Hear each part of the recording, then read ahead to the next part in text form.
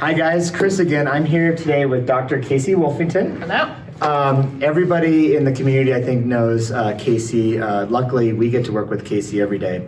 And one thing that we've been talking with Casey is how do we deal with the anxiety and the fear that we all have? And so here's the situation that I'd love for Casey to share some of her thoughts. But the situation is COVID is here to stay. Unfortunately, it's endemic. No amount of time that we wait is COVID going to disappear in this community.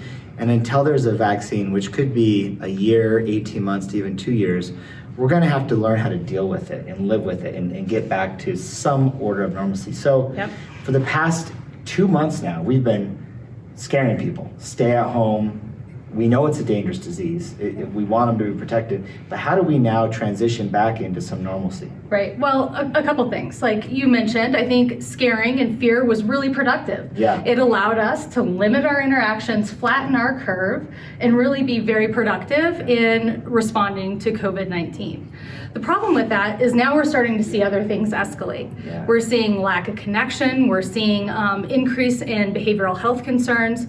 People that have unsafe environments at home are starting to really have some serious concerns. Home isn't always safe for people. That's a really good point. And connection is really important.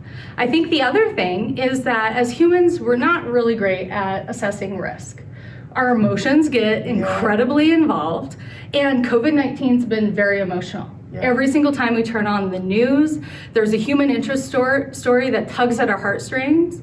Locally, all of us have had, and probably some sort of impact from somebody being infected, hospitalized, possibly passing away as a result of that. And that creates a lot of emotion around it, which makes us feel that the risk is so much bigger than it is.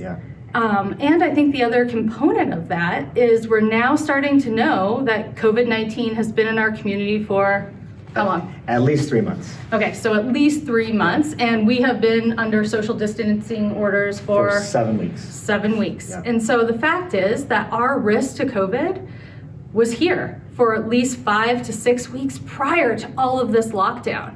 But when we're re-engaging into society, we really feel like the risk is so much greater now.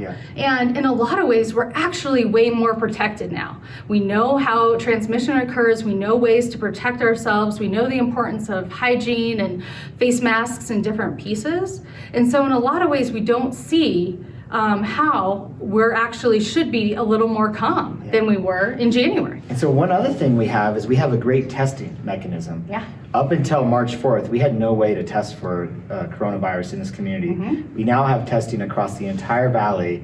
And again, if people are sick or they think they have COVID, all they need to do is go get tested. And within 48 hours, we know if they have it. And we know what they need to do, which is then stay home, isolate, and talk to their doctor if they get worse. And I think that as a mental health piece is key that, hey, if you're worried you have it, we can now tell you very quickly. Absolutely. And if we again go back to February, January, when people were starting to have symptoms, that they would probably have that wait and see. They're going to work, they're in small rooms with their colleagues, they're not doing any precautions. But the fact is that we have the knowledge to protect ourselves now. So we're in a much better spot. And we've tampered down the virus significantly in this community over the past 7 weeks by everybody just doing a really great job of not only social distancing, but the things you talked about, wearing a mask when in public, washing your hands. And so keeping all that in mind, maybe we should look forward with a little bit more optimism going forward and maybe find a way to handle some of these fears. Absolutely. And being able to connect as a community again. Social connection is so incredibly important and is actually the most strong predictor of health outcomes.